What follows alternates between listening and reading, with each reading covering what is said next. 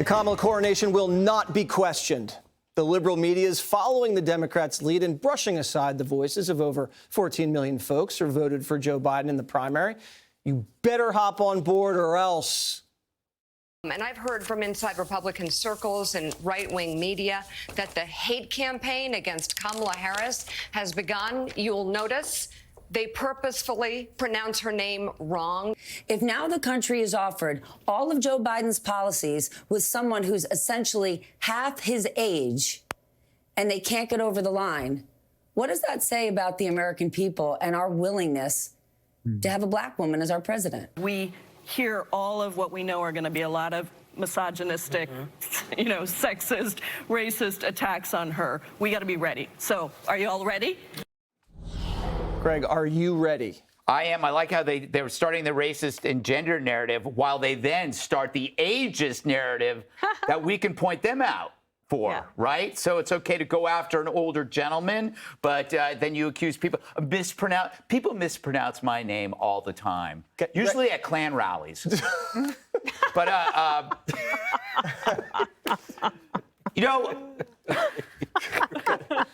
it is amazing. And you mentioned it in the A block, the lockstep in the media. And it just, I don't know how it's done, how the talking points are doled out and how much almost immediately they repeat them.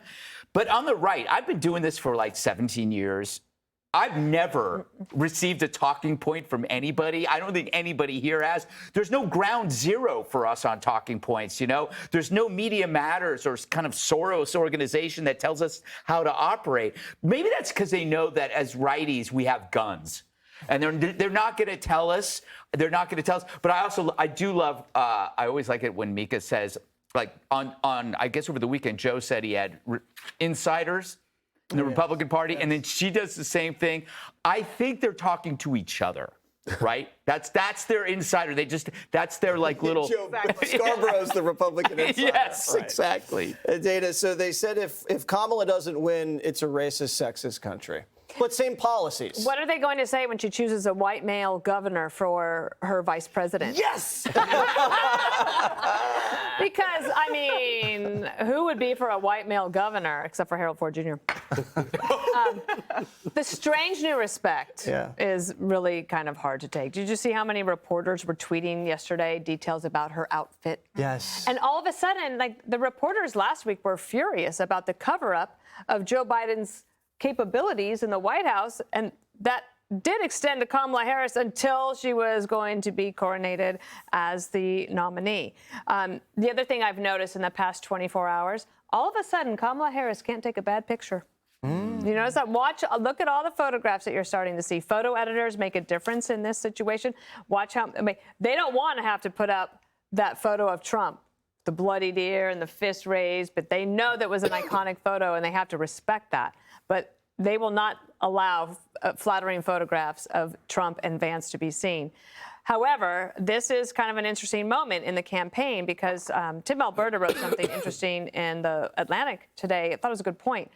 This is the first time in a long time, maybe since January, that Trump is not leading the narrative or in control of the narrative. All of a sudden, there's a big news story, and the reporters are excited, and everyone is now re-energized about this race. And so it's different today. Yeah, but you know what that is? It's news about the news. Yep. That's not a news story. They're talking about themselves. Oh, this is the disruptor. This is now now Kamala's disruptor. They are actually talking about themselves. Yep. What do you think about this newfound love for Kamala Harris? So I think, just real quick on the age thing. Remember, age was probably in the minds of a lot of voters with Biden the biggest detriment or the biggest It was cognitive challenge. ability. Right, but the age, it was associated with age. I don't disagree, but the age was a part of it. Now, I'm not debating whether or not we should be talking about Trump and his age. Second, just like we didn't know in 2015 when Donald Trump came down that escalator with Melania to announce his campaign. And he said so many things in that opening, the announcement. And there were a lot of people who were put off by it. No one knew how that would end up. We obviously all know how it ended up. He won the primary and went on to be elected president.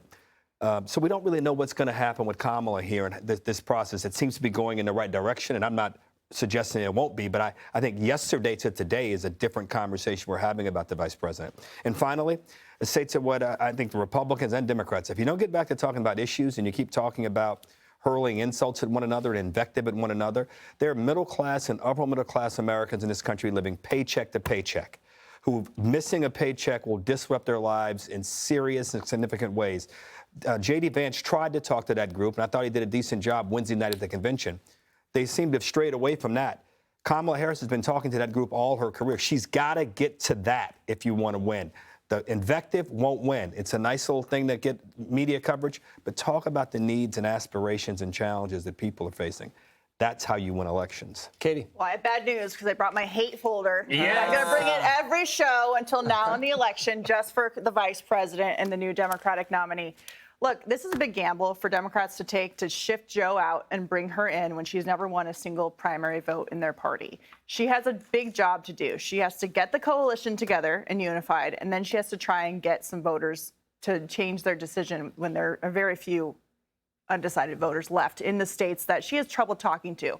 She's not good at talking to blue-collar workers in Michigan and Pennsylvania and the rest of the Rust Belt. She doesn't have a skill set like that, and she's going to have a hard time explaining why a liberal progressive from San Francisco can relate to people who are missing paychecks and having a hard time as a result of the Joe Biden policies that she has endorsed for the past 4 years. All right. Coming up, Kamala Harris has her fingerprints all over the Joe Biden cover-up. Click here to subscribe to the Fox News YouTube page to catch our hottest interviews and most compelling analysis. You won't get it anywhere else.